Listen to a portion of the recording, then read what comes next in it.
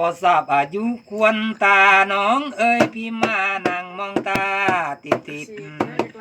น้องอายุ30ดูแม่ยังสวยละเก่ายังตึงต่างน้องเอ้ยข้าวจ้างข่าวดังอมวยยิ้มยังหวานเสียด้วยขาสวยยังมองตาแต้วโทรใครจะเสือว่าแม่บุญเหลืออายุมากแล้ว30ยังแจ้ว